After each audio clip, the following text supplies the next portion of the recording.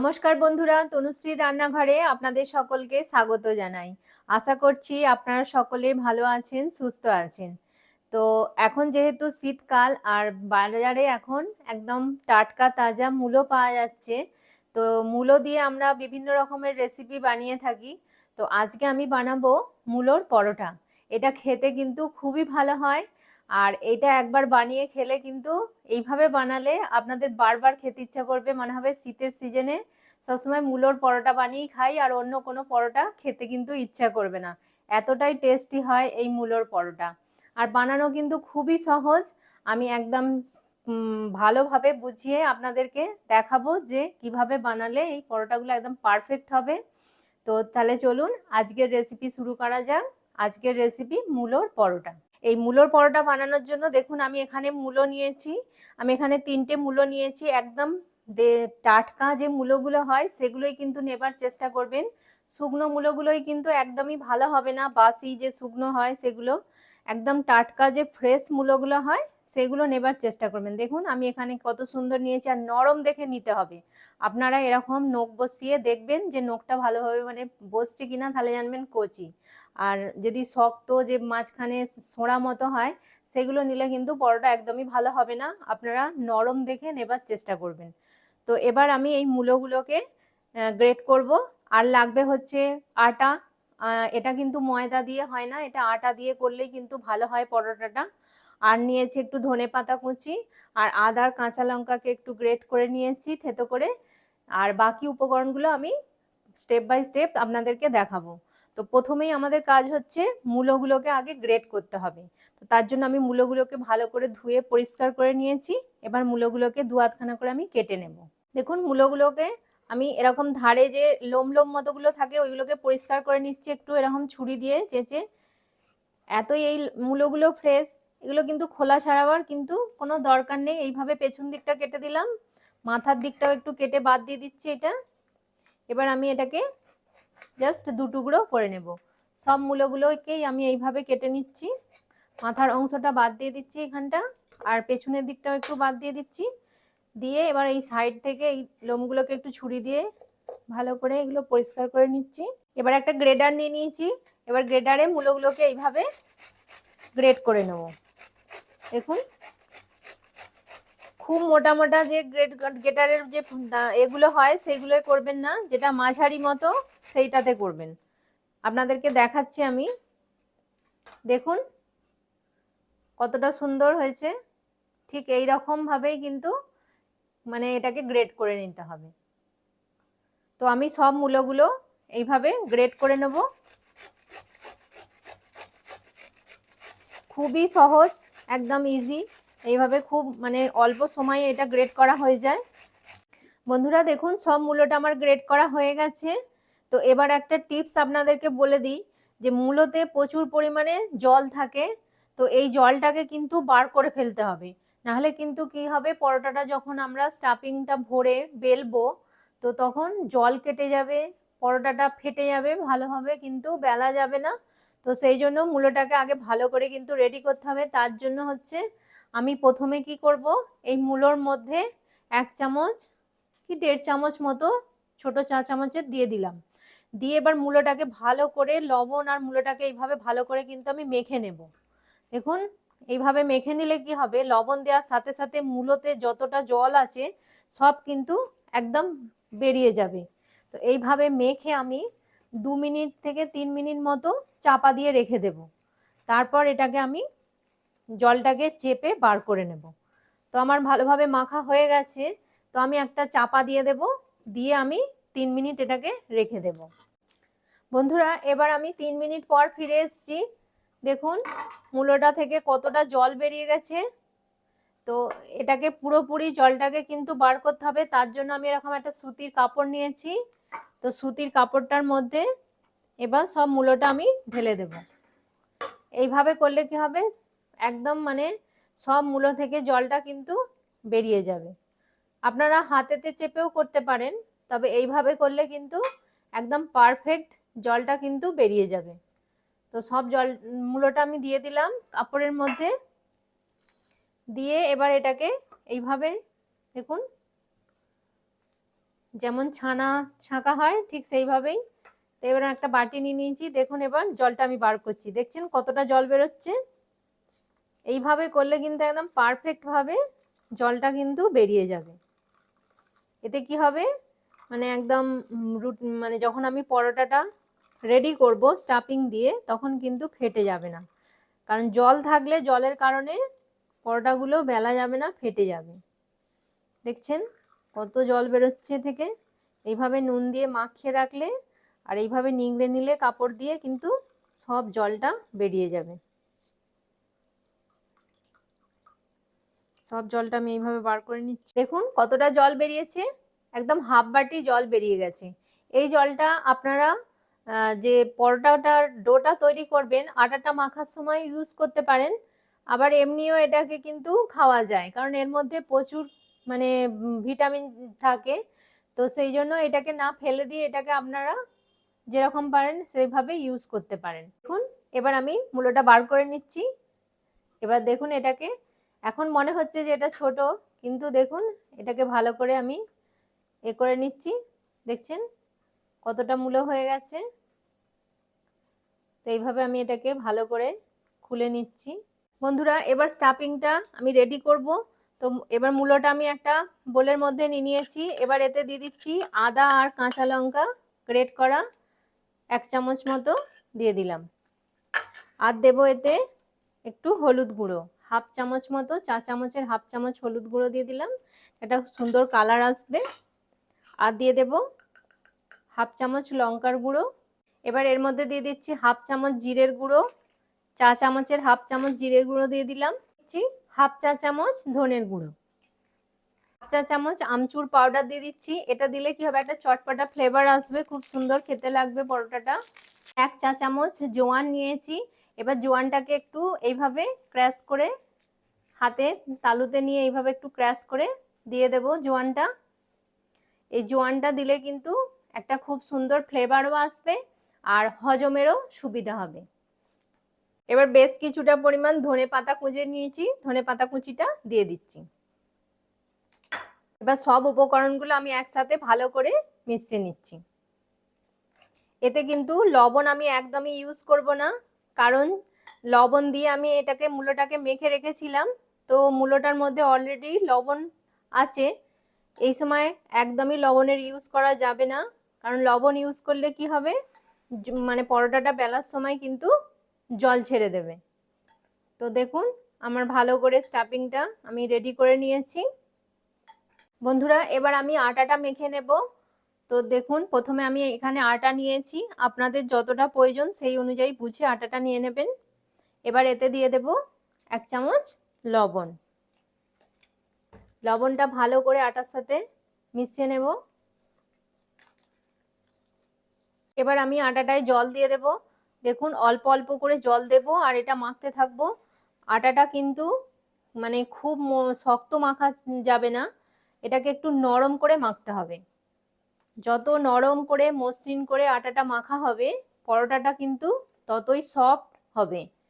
তো এটা খেয়াল রাখতে হবে, যেমন আমরা সাধারণত রুটি করার সময় মাখি আটা, তার থেকে কিন্তু এটা একটু নরম হবে। নরম হলে তবেই কিন্তু বেলার সময় এটা ফেটেও যাবে না। অনেক সময় দেখা যায় কি শক্ত করে আটাটা মাখা হলে পরোটা বেলার সময় ধারগুলো কেমন ফেটে যায়। তো সেই জন্য এটা একটু নরম করে মসৃণ করে ভালো করে মাখতে হবে আটাটা। যত ভালো করে থেসে থেসে আটাটা মাখা হবে পরোটাটা কিন্তু ততই ভালো ক্রিস্পি হবে এবং সফটও হবে। তো দেখুন আমি এইভাবে ভালো করে কিন্তু আটাটা মাখছি। দেখুন আটাটা আমার ভালোভাবে মাখা হয়ে গেছে আর কত সুন্দর নরম একদম মসৃণ করে আটাটা আমি মেখেছি। তো এবার আমি এতে একটু সাদা তেল দিয়ে দেব। 1 চামচ মতো সাদা তেল দিয়ে দিচ্ছি। তেলটা দিয়ে ভালো করে আমি আবারও একবার থেসে মেখে নেব। দেখুন এইভাবে তেলটা দিয়ে আর একবার আমি মেখে নেব। দেখুন আমি আটাটা ভালোভাবে মেখে রেডি করে নিয়েছি। তো এবার এটাকে আমি একটা সুতির কাপড় চাপা দিয়ে দেব, দিয়ে এইভাবে আমি এটাকে 15 থেকে 20 মিনিট এটা রেস্টে রাখবো, তারপর আমি পরোটাগুলো বানাবো। আমি 20 মিনিট পর ফিরে এসেছি। তো আমি দেখুন লেচিগুলো একদম কেটে রেডি করে নিয়েছি। একটু বড় বড় সাইজের কিন্তু লেচিগুলো কাটতে হবে। দেখুন এরকম বড় বড় সাইজের লেচিগুলো কেটে একদম পাকিয়ে রেডি করে নিয়েছি। তো এবার এর মধ্যে আমি মানে পুরটা দেব। দেখুন হাত দিয়ে এইভাবে একটু গর্ত মতো করে নিতে হবে, যেমন মানে বাটির মতো আকারের এটাকে গড়ে নিতে হবে। এই ধারগুলো একটু পাতলা করতে হবে আর মাঝখানটা, এই মাঝখানের জায়গাটা কিন্তু একটু মোটা রাখতে হবে। দেখছেন আমি এইভাবে করে নিচ্ছি। দেখছেন খুবই সহজ, এইভাবে আমি একটা কটুরি মতো করে নিয়েছি। তো এর মধ্যে এবার স্টাফিংটা আমি দেব। দেখুন এখানে আমি 2 চামচ মতো স্টাফিং ভরে দিলাম। বেশি করে স্টাফিং দিলে কি হবে, পরোটাটা খেতে কিন্তু খুবই ভালো হবে। তো এবার আস্তে আস্তে এটাকে আমি চেপে চেপে এটাকে একটু ভেতর দিকে ঢুকিয়ে দেবো, দিয়ে এবার এটা মুখটা বন্ধ করে দেবো এইভাবে আস্তে আস্তে। দেখুন এইভাবে সব জমিয়ে নেব মুখটাকে, নিয়ে আস্তে আস্তে সব মুখটা একদিকে নিয়ে এসে, আশা করি দেখে বুঝতে পারছেন, এইভাবে মুখটাকে সিল করে দেবো যাতে, আর এইভাবে হাত দিয়ে একটু ঘুরিয়ে সমান করে নেব। দেখুন কত সুন্দর হয়ে গেল। এটা কিন্তু একদম খুলে যাবে না। এইভাবে সব লেচিগুলোর মধ্যে আমি স্টাফিং ভরে নেব। দেখুন সব লেচিগুলোর মধ্যে আমি স্টাফিং ভরে একদম রেডি করে নিয়েছি। তো এবার পরোটাগুলো আমি বেলে নেব ভাজার জন্য। তো তাহলে এবার একটা চাটনি নিয়েছি, এবার এর মধ্যে আমি অল্প করে আটা ছড়িয়ে নেব, নিয়ে এবার আমি এটা বেলবো। তো প্রথমে এইভাবে হাত দিয়ে প্রেস করে করে যতটা মানে চওড়া করা যায় এইভাবে হাত দিয়ে প্রেস করে নেব। এতে কি হবে, মানে পুরটা চতুর্দিকে ভালোভাবে ছড়িয়ে যাবে। দেখুন এইভাবে, তারপর আমি এটাকে বেলবো। তো হাতে এটা কিন্তু বেলতে হবে, খুব চাপ দিলে হবে না। আর এই পরোটাগুলো একটু মোটাই হয়, একটু মোটা করে বেলতে হবে, মোটা করলে কিন্তু খেতে ভালো হয়। দেখুন আস্তে আস্তে আমি এইভাবে বেলে নিচ্ছি। দেখুন বন্ধুরা আমার পরোটাটা পুরো বেলা হয়ে গেছে, আর কত সুন্দর গোল করে বেলেছি। আর ঠিক এই রকম মোটা রাখতে হবে, তবেই কিন্তু এই পরোটাগুলো খেতে ভালো লাগবে। আর দেখছেন একটুও কিন্তু আমার স্টাফিং বেরিয়ে যায়নি, একদম খুব সুন্দর চতুর্দিকে স্টাফিংটা ছড়িয়েও গেছে, ভালোভাবে বেলাও গেল। তো এইভাবে আমি যেভাবে দেখালাম এইভাবে করবেন, তাহলে কিন্তু পরোটা একটাও কিন্তু ফাটবে না। তাহলে চলুন এবার ভাজাটা শুরু করি। দেখুন বন্ধুরা আমি একটা গ্যাসে ননস্টিকের প্যান বসিয়ে দিয়েছি পরোটাগুলো ভাজার জন্য। তো প্রথমে একটু ভালো করে চাটুটাকে গরম করে নেব, খুব কিন্তু বেশি গরম করবেন না, মোটামুটি একটা হালকা গরম হয়ে যাবে। তারপর কিন্তু এবার পরোটাটা আমি এতে দিয়ে দেব। দেখুন আস্তে করে এইভাবে দিয়ে দিলাম, দিয়ে এখন কিন্তু গ্যাসের ফ্লেমটা মিডিয়ামে রাখবো। আর এপিট ওপিট শুকনো অবস্থাতেই ভালো করে দু পিঠটা আমি সেঁকে নেব। তারপর কিন্তু তেল বা আপনারা যদি বাটার কিংবা ঘিয়ে ভাজতে চান, যেটা সুবিধা সেটাতে দিয়ে ভেজে নেবেন। তো আমি ভালো করে আগে দু পিঠটা সেঁকবো, তারপর সাদা তেল দিয়ে আমি এটাকে ভাজবো। এক পিঠটা আমার সেঁকা হয়ে গেছে, দেখুন আস্তে আস্তে কেমন ফুলে উঠছে। তো এই সময় বুঝতে হবে যে এক পিঠটা সেঁকা হয়ে গেছে। দ্বিতীয় পিঠটা এবার উল্টে দেবো, দিয়ে এইভাবে আবার ওই দিকের পিঠটা আমি এইভাবেই সেঁকে নেব। দু পিঠটাই আমার খুব ভালো করে সেঁকা হয়ে গেছে। আমি এবার এতে সাদা তেল দিয়ে দিচ্ছি, দিয়ে তেলটাকে ভালো করে চতুর্দিকে লাগিয়ে নেব, নিয়ে এবার আমি আবার এটাকে উল্টে দেব, দিয়ে এইভাবে দু পিঠটা ভাজবো। এই পিঠটাতেও একটু তেল লাগিয়ে নেব। আপনারা চাইলে ঘিয়েতেও ভাজতে পারেন বা বাটার দিয়েও ভাজতে পারেন। ঘি দিয়ে ভাজলে তো টেস্ট মানে আরো দ্বিগুণ বেড়ে যাবে, এতটাই খেতে ভালো লাগে এই পরোটাগুলো। এই শীতকালে একবার এইভাবে বানিয়ে দেখবেন, খেতে কিন্তু দুর্দান্ত লাগে। এইভাবে পিঠ ওপিঠ উল্টে দু পিঠটা কিন্তু ভালো করে ক্রিস্পি করে একটু ভেজে নিতে হবে। এই পরোটাগুলোকে কিন্তু একটু লাল লাল করে কড়া করে ভাজতে হবে, তবেই কিন্তু খেতে এটা ভীষণই ভালো লাগবে। মানে একটু ক্রিস্পি করে ভাজতে হবে, এইভাবে একটু চেপে চেপে করে ভেজে নিতে হবে। দেখুন আমার পরোটাটা ভালো করে লাল লাল করে খুব সুন্দর করে ক্রিস্পি করে ভাজা হয়ে গেছে। এবার আমি পরোটাটা তুলে নিচ্ছি। দেখুন, দেখেই আশা করছি আপনারা বুঝতে পারছেন যে কতটা সুন্দর হয়েছে এটা পরোটাটা। একদম চতুর্দিকটা দেখুন খুব সুন্দর ক্রিস্পি হয়েছে, একদম মানে নরম অথচ ক্রিস্পি। তো এইভাবে আমি বাকি সব পরোটাগুলো ভেজে নেব। বন্ধুরা দেখুন, আমি প্লেটে সাজিয়ে নিয়েছি পরোটাগুলো, আর কত সুন্দর লাগছে দেখতে। আর ওপর থেকে এরকম বাটার দিয়ে দিয়েছি। তো বাটার দিয়ে এটা কিন্তু খেতে দুর্দান্ত লাগে। তার সাথে আমি একটু আচারও দিয়েছি, আপনারা যেটা সুবিধা সেটা দিয়েই খেতে পারেন। আচার দিয়ে খাওয়া যায়, টক দই দিয়ে খাওয়া যায়, বা এরকম শুধু শুধু বাটার দিয়ে ওপর দিয়ে শুধু খাওয়া যায়। এটা মানে এতই ভালো লাগে টেস্টি। এই শীতকালে মানে সন্ধ্যাবেলা এরকম যদি মানে একটা টিফিন হয় বা রাতের ডিনার এরকম পরোটা থাকে তো জাস্ট জমে যাবে। কোনো কিছু তরকারি বা কিছু দরকার নেই, এটা শুধু শুধুই খাওয়া যায়। ভীষণই টেস্টি হয়।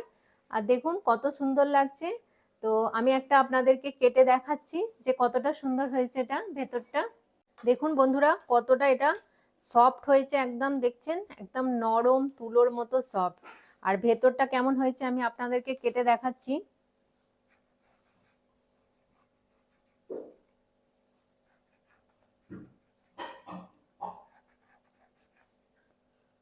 দেখুন কতটা সুন্দর নরম হয়েছে একদম, আর ওপরটা পুরো ক্রিস্পি।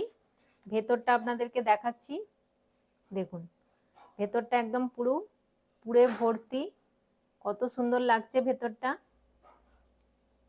এটা খেতে কিন্তু একদম দুর্দান্ত হয়। তাহলে দেখলেন তো বন্ধুরা কত সহজেই আমি বানিয়ে ফেললাম এই মূলোর পরোটা। স্টেপ বাই স্টেপ এইভাবে আপনারাও বানাবেন, তাহলে কিন্তু মূলোর পরোটা একদম পারফেক্ট হবে।